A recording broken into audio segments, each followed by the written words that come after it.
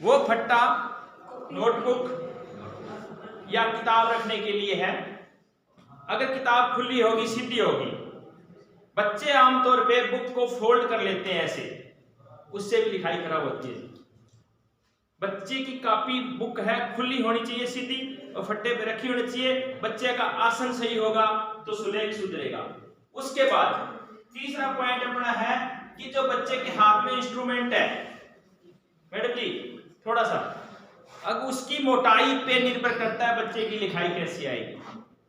पुराने टाइम में हम कलम से लिखते थे तो मोटी होती थी वो, फिर बाद में आपको कोई पुराना साथी तो होल्डर से लिखाया करते थे, उसकी मोटाई हो सकती थी। और आजकल एक पतला सा बाल पेन लेके आते हैं, उससे लिखाई बिल्कुल खराब होगी। तो जो हाथ, बच्चे के हाथ में जो लिखने का साधन है, उसकी मोटाई भी लिखाई सुधारने में सहायक। अगर मोटा होगा तो लिखाई साफ आएगी। अगला एक और है कि जो नोक है आगे की, खासतौर से हमारे साथी जिन्होंने कलम से तख्ती पे लिखा है कोई, तो उनको खास पता होगा, अगर उसकी चौड़ाई ज्यादा होगी तो भी लिखाई साफ आएगी। कलम को तिरछा काट के गुरुजी देते थे, उससे क्या है कि जैसे हम ए लिखते हैं, आजकल तो ये पता नहीं किस हालत में है, उस टाइम पता होता था यहाँ से पतला होगा, यहाँ मोटा होगा, अपने आप कलम बना देती थी, डिजाइन उसका आकार बना देती भी, अक्षर का रियल में साइज क्या है वो भी शक्ति दिया करते हैं। हाँ बिल्कुल, वो लिखाई को सुधारने में सहायक है।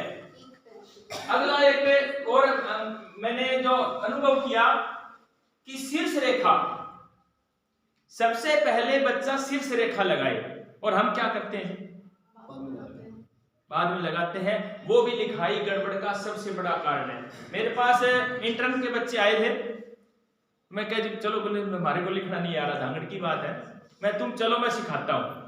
उन्होंने 15 दिन में उनकी बीबी राइटिंग बहुत बढ़िया होगी, क्योंकि पहले लाइन लगा के लिखोगे, सिमेट्री भी आएगी, सही लिखा जाएगा। तो शीर्ष रेखा ये भी एक लिखाई सुधारने का सबसे बड़ा। इसके बाद एक गड़बड़ और करते हैं हम, पाई समझते हो ना आप सारे?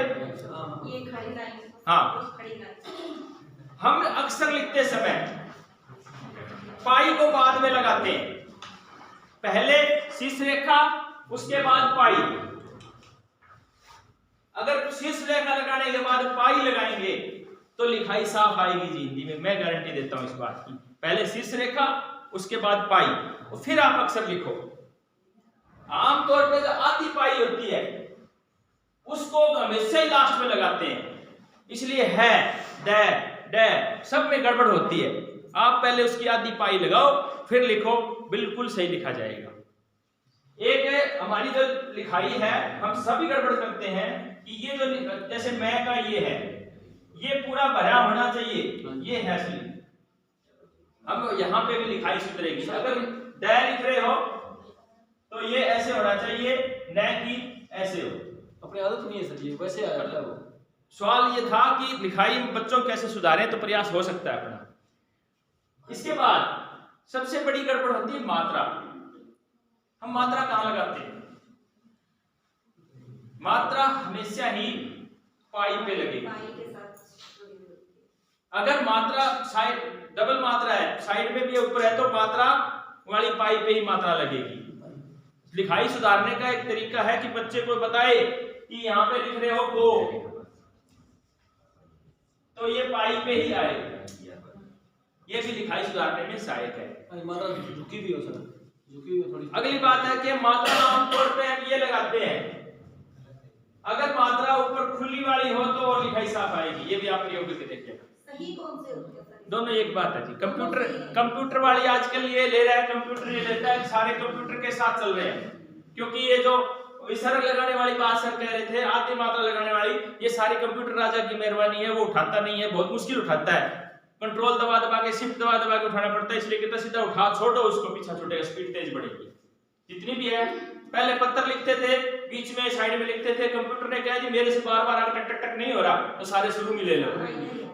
ये कंप्यूटर जब जमाना आ रहा है, तो इसलिए ये मात्रा बिना गोलाई वाली बजाय ये जो खुली मात्रा है ये ज्यादा है, अच्छी है, और यही होनी चाहिए। बाकी तो आप जो लगाते हो।